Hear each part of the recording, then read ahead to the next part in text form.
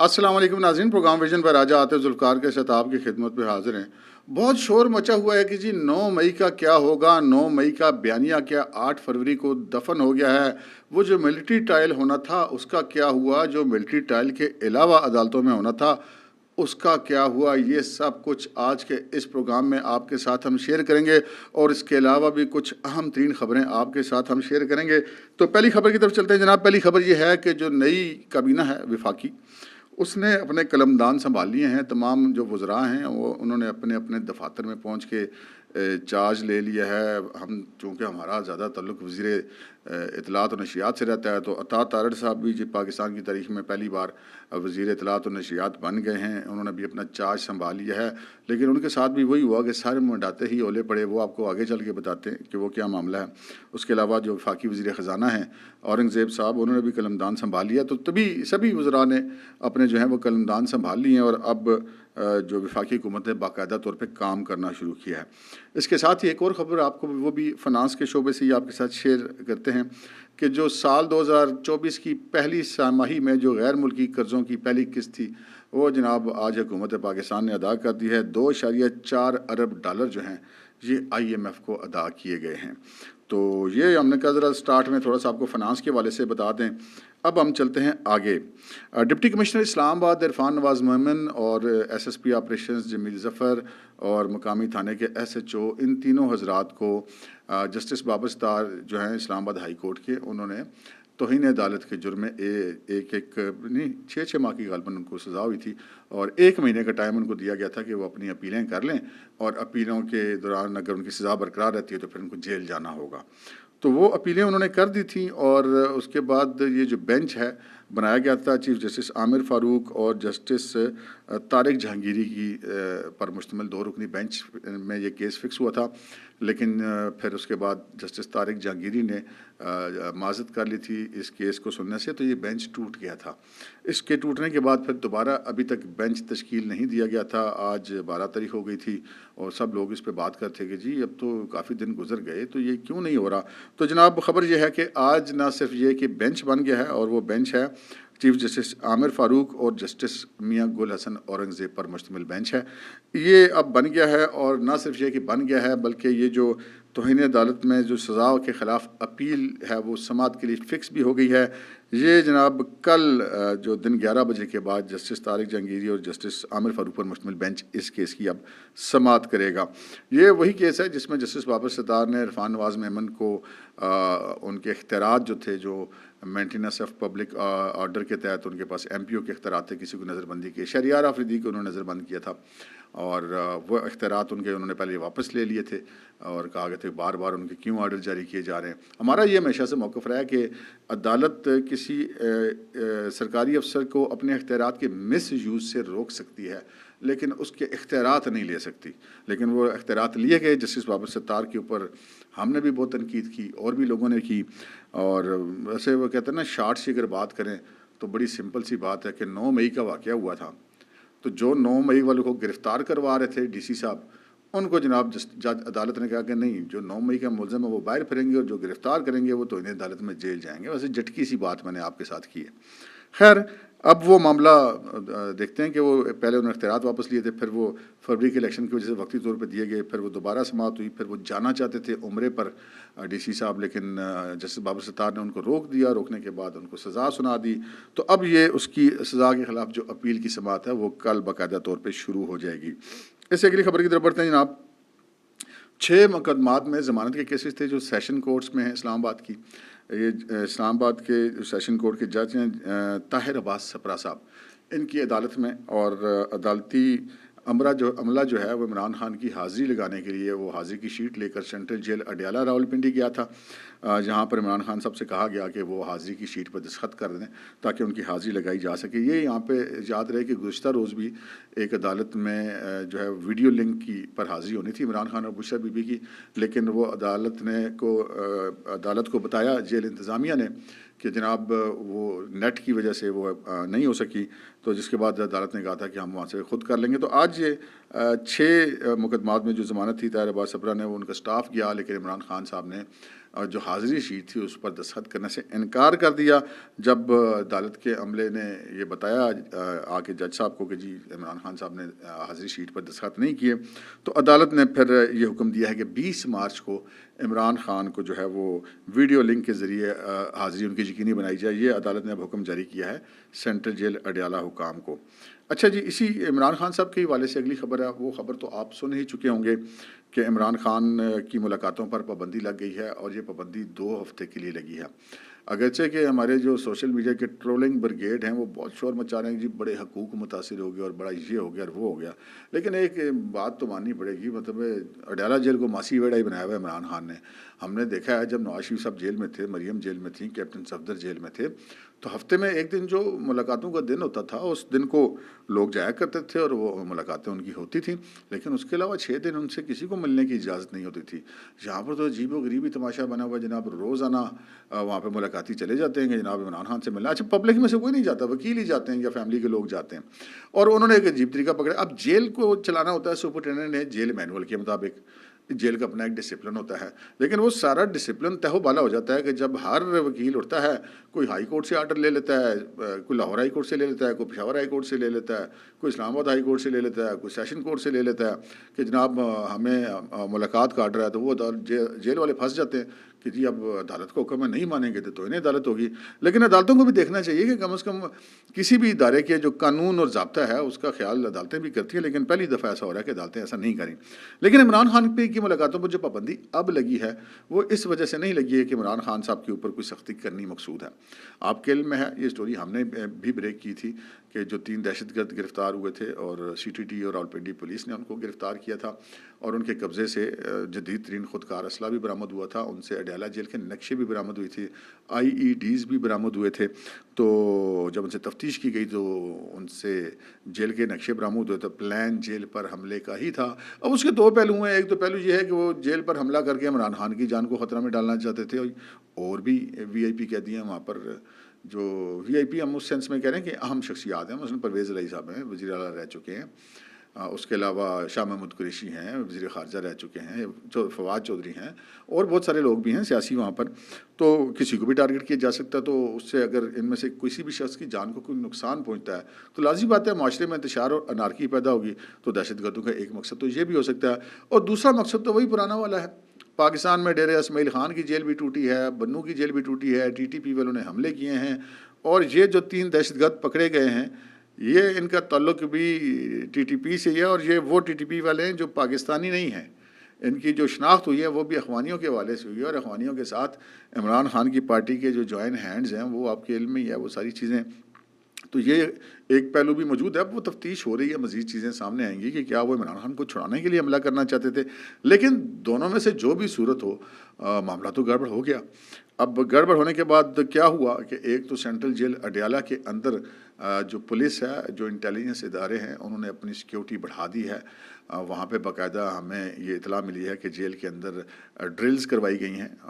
کسی بھی ہنگامی صورتحال سے نمٹنے کے لیے, کسی بھی طرح کے حملے سے نمٹنے کے لیے, کوئی بمباروں سے نمٹنے کے لیے, کوئی خودکار ہتھیاروں سے حملہ کرنے والے سے نمٹنے کے لیے. عام لوگوں کے علم میں یہ بات نہیں ہے, لیکن ہم آپ کو یہ بتا دیتے ہیں کہ سینٹرل جیل اڈیالہ میں کافی سالوں سے, میں کافی دنوں یا کافی مہینوں کی بات نہیں کر رہا, کافی سالوں سے وہاں پر رینجرز بھی تعینات ہیں, جو کہ سامنے نہیں ہوتی, وہ اپنے آپ کو سامنے نہیں رکھتے, لیکن کسی بھی ہنگامی صورتحال سے نمٹنے کے لیے جہاں جیل کا اپنا عملہ ہے وہاں پر راولپنڈی پولیس بھی ہے, ان کی لیڈ فورس بھی ہے, اور رینجرز بھی وہاں پر موجود ہے. تو وہاں پر کوئی آئے تو وہ بنو اور کوہاٹ والا یا وہ ڈیرہ اسماعیل خان کی جیل والا معاملہ نہیں ہوگا, آگے سے کام کچھ اور ہونا ہے. لیکن بہرحال احتیاط تو ضروری ہوتی ہے. تو اس خدشے کے پیش نظر کہ کچھ گڑبڑ ہو سکتی ہے, تو یہ صرف 2 ہفتوں کے لیے عمران خان, اور صرف عمران خان نہیں, شاہ محمود قریشی اور جتنے لوگ ہیں ان سب کی, اور باقی جیل کے جو قیدی ہیں ان کی بھی, تمام کی ملاقاتوں پر پابندی عائد کی گئی ہے. لیکن اب جیل کے اندر ایک اور بھی معاملہ ہے. معاملہ یہ ہے کہ صرف ان سے ملاقات کرنے تو لوگ نہیں آتے, وہاں پر تو اندر عدالتیں جا کے جیل ٹرائل بھی کرتی ہیں. تو جب عدالتیں اندر جا کے جیل ٹرائل کرتی ہیں تو وکیل بھی اندر جاتے ہیں, ان کے اہل خانہ بھی اندر جاتے ہیں, تو یہ سارا معاملہ گڑبڑ ہو جاتا ہے. تو یہ پھر اس کا نتیجہ یہ نکالا گیا کہ جو میڈیا ہے اس کو بھی اب یہ اجازت نہیں ہے کہ سینٹرل جیل اڈیالہ کے باہر کھڑے ہو کے کوئی کوریج کر سکیں. اور ہمارے ذرائع کا یہ کہنا ہے کہ آج ملاقاتوں کا دن تھا, اور ملاقاتوں کے دن کے باوجود جب وہاں پر میڈیا پہنچا تو میڈیا کو بتایا گیا کہ جی ملاقاتیں نہیں ہو رہی تو آپ واپس تشریف لے جائیں، لیکن جب وہ نہیں گئے تو پھر پولیس نے ان کو اڈیالہ جیل سے 2 کلومیٹر دور دھکیل دیا اور کہا کہ جی 2 کلومیٹر دور آپ رہیں گے۔ اچھا، پھر جناب ایک اور بڑا امپورٹنٹ معاملہ ہے جو میں نے آپ کے شروع میں اعتراض کیا تھا نا کہ یہ ایک مطلب ماسی ویڈا ہی بنا ہوا ہے جس کا دل کرتا ہے عدالت کا آرڈر لے کے چلا جاتا ہے جی میں ملنے آیا ہوں۔ تو ایک بڑا اہم فیصلہ ہوا ہے اور وہ اہم فیصلہ کیا گیا 2 حکومتوں کی طرف سے، ایک وفاقی حکومت کی طرف سے اور ایک حکومت پنجاب کی طرف سے۔ ان دونوں کی طرف سے یہ فیصلہ کیا گیا ہے کہ بلکہ فیصلہ کیا کیا گیا بلکہ اس پہ عمل بھی کر دیا گیا جی۔ یہ کیا ہے کہ ان دونوں حکومتوں نے جو عمران خان کو عدالتوں کی طرف سے اجازت ملتی ہے نا عمران خان سے ملاقات کرنے کے لیے، ان تمام اجازت ناموں یا ان احکامات کو ان دونوں حکومتوں نے اسلام آباد ہائی کورٹ میں چیلنج کر دیا ہے اور کہا ہے کہ جی اس کے امن و امان کی بھی مسائل پیدا ہوتے ہیں، جیل مینول بھی ڈسٹرب ہوتا ہے اور یہ عدالتیں بار بار اس طرح کر رہی ہیں، تو یہ مہربانی کریں کہ یہ احکامات جو ہیں ان کے کالعدم کرا دیے جائیں جو عدالتوں کے احکامات لے کے پھر رہے ہیں لوگ۔ تو نہ صرف یہ کہ آج وہ پٹیشن فائل ہوگی بلکہ وہ کل سماعت کے لیے مقرر بھی ہو گئی ہے اور صبح 11:30 بجے چیف جسٹس عامر فاروق کی سربراہی پہ مشتمل ڈویژن بینچ ان درخواستوں کی سماعت کرے گا۔ تو یہ بڑا اہم فیصلہ ہے وفاقی حکومت اور پنجاب حکومت کی طرف سے جو سامنے آیا ہے۔ اسی سلسلے کو اگر ہم آگے لے کر چلیں تو وہ ایک خبر وہ بھی سے ریلیٹڈ ہے، وہ یہ ہے کہ کل جو ہے سینٹرل جیل اڈیالہ راولپنڈی کے اندر 190 ملین پاؤنڈ کا کیس کہہ لیجئے آپ اس کو القادر ٹرسٹ کا کیس کہہ لیجئے، اس کیس کی سماعت ہے جس میں فرد جرم بھی عائد ہو چکی ہے اور ان کے ابتدائی گواہان کے بیانات بھی قلم بند ہو چکے ہیں۔ اب دوسری سماعت ہے، یعنی کہ پچھلی سماعت پہ بھی غالباً 4 گواہ ہیں ان کے بیانات قلم بند ہوئے تھے اور ان میں سے 3 گواہوں پر جرح بھی مکمل ہو گئی تھی۔ جو کل جو ہے وہ مزید گواہان طلب کیے گئے ہیں، ان پر جرح ہونی ہے، ان کے بیانات قلم بند ہونے ہیں۔ تو اس میں عمران خان کو بھی پیش کیا جاتا ہے جو کہ سینٹرل جیل اڈیالہ کے اندر ہی موجود ہیں، جبکہ اس کے میں جو ان کی شریک ملزمہ ہیں ان کی اہلیہ بشرا بی بی، ان کو سب جیل بنی گالہ سے جو ہے وہ صبح عدالت کے ٹائم سے پہلے ان کو سینٹرل جیل اڈیالہ لے جایا جاتا ہے اور ان کو جو کمیونٹی ہال ہے سینٹرل جیل اڈیالہ کے اندر وہاں پر پہنچا دیا جاتا ہے۔ تو کل جو اس کی سماعت ہونی ہے، لیکن اس کے ساتھ ہی جو جڑی ہوئی خبر ہے وہ اسی ملاقاتوں پہ پابندی کے حوالے سے ہے کہ جناب وزیر اعلیٰ خیبر پختونخوا علی امین گنڈا پور نے کل ملنا تھا عمران خان صاحب سے، اور اب ہمیں یہ معلوم ہوا ہے کہ حکومت پنجاب نے ایک باقاعدہ خط لکھ کر آگاہ کر دیا ہے کے پی کے حکومت کو۔ یہ خط اس وقت آپ کو اسکرین پر نظر بھی آ رہا ہوگا، جس میں جو وزیر اعلیٰ خیبر پختونخوا ہیں ان کو آگاہ کیا گیا ہے کہ جناب یہاں پہ سیکیورٹی تھریٹس ہیں جس کی وجہ سے عمران خان سمیت جو دیگر قیدی ہیں ان کی جان کو خطرہ، اور ان سیکیورٹی تھریٹس کی وجہ سے تمام تر ملاقاتوں پر پابندی عائد کر دی گئی ہے۔ تو لہٰذا وزیر اعلیٰ خیبر پختونخوا علی امین گنڈا پور عمران خان صاحب سے ملاقات کرنے کے لیے سینٹرل جیل اڈیالہ تشریف نہ لائیں۔ اب دیکھتے ہیں علی امین گنڈا پور صاحب کو یہ لیٹر سمجھ آ جاتا تو ٹھیک ہے، ورنہ وہ کل آئیں گے اگر تو پھر وہ نیا تماشا کھڑا ہوگا، تو بھر ملنے کسی نے نہیں دینا۔ اچھا جی، پھر ایک خبر جس کا بہت 2-3 دن سے بہت چرچے میں ہے کہ آپ کے علم میں ہے کہ جو مخصوص نشستیں ہیں وہ تمام سیاسی پارٹیوں کو الاٹ کر دی گئی تھی، لیکن پاکستان تحریک انصاف جس کا پارلیمانی نام جو ہے وہ سنی اتحاد کونسل ہے، اور سنی اتحاد کونسل کے لوگوں کو وہ سیٹیں نہیں مل سکیں کیونکہ سنی اتحاد کونسل نے ایڈوانس میں جو ہے وہ اپنے امیدواروں کے نام نہیں دے رکھے تھے۔ یہ معاملہ چلا، پھر اس کو یہ الیکشن کمیشن میں گیا اور الیکشن کمیشن نے یہ فیصلہ دیا کہ نہیں جناب، چونکہ انہوں نے پہلے کوئی فہرست نہیں دی تھی تو قانون میں گنجائش نہیں ہے کہ ان کو مخصوص نشستیں دی جا سکیں، اور ساتھ ہی انہوں نے جو لا ڈپارٹمنٹ ہے الیکشن کمیشن آف پاکستان کا، ان کو یہ ہدایت جاری کر دی تھی کہ جو باقی سیاسی جماعتیں ہیں ان کو یہ نشستیں الاٹ کر دی جائیں۔ اس معاملے کو عدالتوں میں چیلنج بھی کیا گیا، لیکن بہرحال ابھی تک کوئی اس کے خلاف کوئی اسٹے آرڈر نہیں آیا۔ تو پھر جو ہے الیکشن کمیشن آف پاکستان نے قومی اسمبلی میں بھی اور 4 صوبوں کے اندر مخصوص نشستیں باقی جماعتوں میں تقسیم کر دی تھیں۔ تو پھر ان باقی جماعتوں نے اپنی اپ ڈیٹڈ لسٹیں دیں، کیونکہ قانون میں یہ گنجائش موجود ہے کہ آپ لسٹ کو اپ ڈیٹ کر سکتے ہیں، لیکن اگر آپ درخواست نہیں دی ہوئی تو پھر نئے سرے سے نہیں دے سکتے۔ تو ایک خاتون ٹک ٹاکر میں، ایک تو ٹک ٹاک مجھے صحیح سمجھ نہیں آتا جی، مجھے تو پتہ نہیں عجیب سی ایپ لگتی ہے۔ تو مریم اکرام صاحبہ ہیں جی، ٹک ٹاکر ہیں، یہ کوئی 5-6 مہینے پہلے مسلم لیگ نون میں شامل ہوئیں۔ اس سے پہلے بڑی شدید قسم کی یہ عمران خان کی فین تھیں اور مبینہ طور پہ یہ خاصی مطلب ناقابل قبول زبان بھی استعمال کیا کرتی تھی مریم نواز کے بارے میں اور دیگر لوگوں کے بارے میں اپنے ٹک ٹاکس میں، لیکن 9 مئی میں پھر یہ رگڑی گئیں کیونکہ 9 مئی میں ان کا نام آ گیا تھا، یہ وہاں پر موقع پہ موجود پائی گئی تھیں۔ پھر پتہ یہ چلا کہ انہوں نے پریس کانفرنس کر لی اور کہا جی کہ میں پی ٹی آئی چھوڑ رہی ہوں۔ اس کے بعد یہ شامل ہو گئی تھی پاکستان مسلم لیگ نون کے اندر۔ تو جب یہ پاکستان مسلم لیگ نون میں شامل ہو گئیں تو جب یہ فہرستیں اپڈیٹڈ مانگی گئیں تو پتہ چلا کہ یہ جناب خاتون رکن قومی اسمبلی بن رہی ہیں مسلم لیگ نون کے کوٹے میں۔ تو یہ ایک ایسا معاملہ تھا جس پہ ایک طوفان مچ گیا کہ بھائی ایک ٹک ٹاکر ہے، اس کی کیا کریڈیبلٹی ہے کہ وہ قانون سازی مطلب اس ملک کی پارلیمنٹ میں بیٹھ کر ٹک ٹاکر کریں گے؟ تو پی ایم ایل این کی قیادت کو یہ سوچنا چاہیے، لیکن پی ایم ایل کی قیادت تھی جو تھی نا نون کی، وہ بھی کہتے ہیں زمیں جنبت نہ جنبت گل محمد، کوئی پرواہ نہیں انہوں نے کی۔ پھر ذرائع نے یہ بتایا کہ جناب اس کا نام آیا کہاں سے، مطلب یہ پتہ چلا کہ جی نواز شریف صاحب کے سامنے جب یہ نام رکھا گیا تو یہ کہا گیا کہ جی نواز شریف صاحب نے کہا کہ اچھا ٹھیک ہے اس کا نام جو آپ سب سے آخر میں ڈال دیں، جو لسٹ ہے وہ ترجیحی فہرست ہوتی ہے نا، تو پہلے بھی لسٹوں والے لوگ ہو جاتے ہیں، آخری ناموں میں عموماً بندہ نہیں ہوتا۔ تو ایک یہ پتہ چلا کہ انہوں نے یہ کہا تھا کہ آخری نمبر پہ اس کا نام رکھ دیا جائے، لیکن بعد میں کسی پراسرار ہاتھ نے وہ پہلے نمبر پہ کر دیا۔ اچھا ایک یہ بھی بات سننے میں آئی کہ جی یہ کہا گیا تھا کہ اچھا ان کا ایم پی اے کے لیے نام دے دیں، ایم این اے کے لیے نہ دیں، لیکن پراسرار ہاتھ نے ایم این اے کے لیے دے دیا۔ اب وہ پراسرار ہاتھ پکڑا نہیں جا رہا تھا۔ اب پارٹی کے اندر سے کوئی بھی بندہ اس چیز کی ذمہ داری قبول کرنے کے لیے تیار نہیں تھا کہ مریم اکرام کی ریکمنڈیشن کس نے کی ہے۔ تو پھر وہ پتلی گلی سے نکلنے کی کوشش کی، یہ کہا گیا جی پنڈی والوں نے کہا تھا جی اس وجہ سے نام دیا، پنڈی والوں کو پتہ ہی کوئی نہیں، نہ ہی پنڈی والے مطلب اس طرح کے ٹک ٹاکروں والے کام کرواتے ہیں۔ تو بہرحال یہ اب معاملہ بن گیا۔ پھر تھوڑا سا معاملہ آگے بڑھا تو جو خاتون ایم این اے ہیں پی ایم ایل این کی، جو کوئٹہ سے سیالکوٹ سے ڈسکا سے، اور ڈسکا اور کوئٹہ ملتا جلتا ہے نا، تو اس وجہ سے ایسے ہو گیا۔ تو ڈسکا سے جو ایم این اے تھی وہ یاد ہے نا، وہ جو ضمنی الیکشن بھی جیتی تھی سیدہ نوشین افتخار، وہ ابھی پھر وہ الیکشن جیتی ہیں قومی اسمبلی کا، تو وہ پنجاب مسلم لیگ نون کی صدر بھی ہیں شعبہ خواتین کی۔ تو انہوں نے بطور احتجاج استعفیٰ دے دیا کہ جی پارٹی کی اتنی قربانیاں دینے والی خواتین بیٹھی ہوئی ہیں،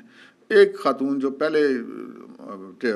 پی ٹی آئی میں تھی اور وہ ٹک ٹاکر ہے، تو اس کو اگر پارٹی ایم این اے بنائے گی تو مطلب پارٹی میں میرٹ تو کوئی نہ رہا۔ تو پھر وہ انہوں نے ریزائن بھی کر دیا۔ تو اب ہمیں پتہ یہ چلا کہ مسلم لیگ نون کو اپنی غلطی کا احساس ہو گیا۔ تو مسلم لیگ نون نے جناب مریم اکرام کو کہا کہ جی آپ اپنے کاغذات ودرا کر لیں۔ اب وہ ٹکٹ دے چکے ہیں، وہ جمع ہو چکے ہیں، تو اگر وہ خود ودرا کرتی ہیں تو معاملہ ہوتا ہے، اگر وہ ودرا نہیں کرتی تو وہ آٹومیٹکلی نامزد ہو جائیں گی، کیونکہ نئے سرے سے ووٹنگ تو ہونی نہیں۔ تو پتہ یہ چلا کہ جی مریم اکرام نے کاغذات نامزدگی واپس لینے سے کر دیا انکار۔ نہ صرف یہ کہ انہوں نے انکار کیا، بلکہ آج جب قومی اسمبلی سیکریٹریٹ میں کاغذات نامزدگی کی سیکروٹنی ہو رہی تھی تو وہ وہاں موجود تھیں، اور انہوں نے اپنے کاغذات نامزدگی کی سیکروٹنی بھی کروائی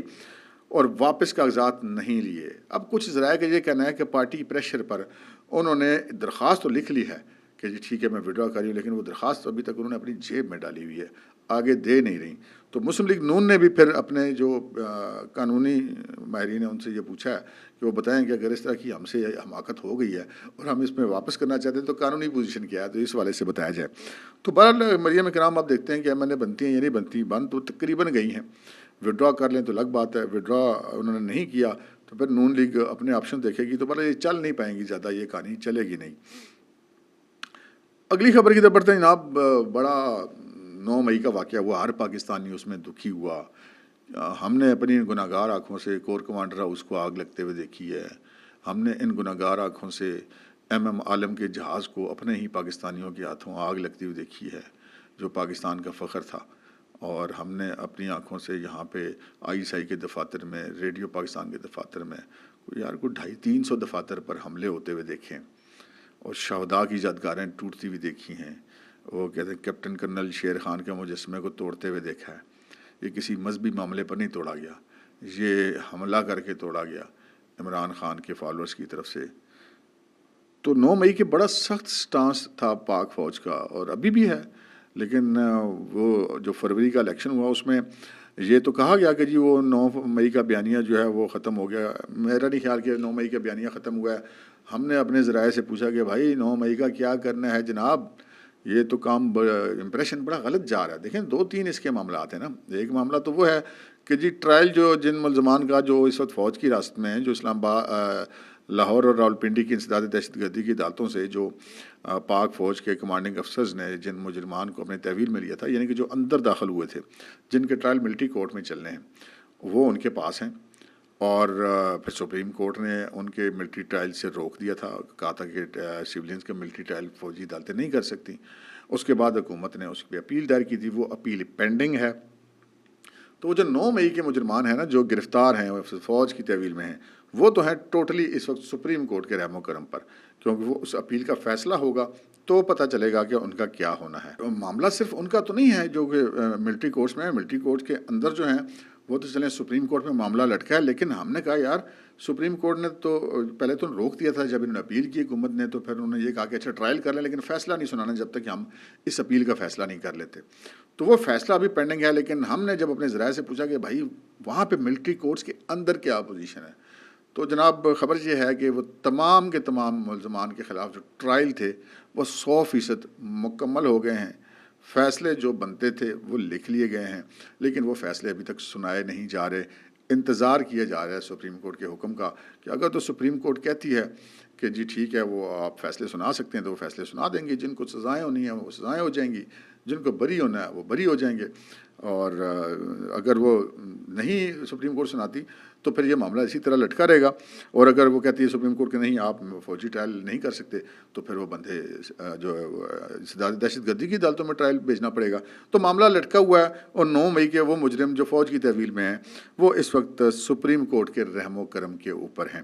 اب ہم بات کرتے ہیں کہ چلیں وہ تو معاملہ ہو گیا نا ملٹری ٹرائل میں کورٹس کا کہ جی وہ تو فوج کا معاملہ ہے اور سپریم کورٹ میں پھنسا ہوا ہے، لیکن جو انسداد دہشت گردی کی عدالتوں میں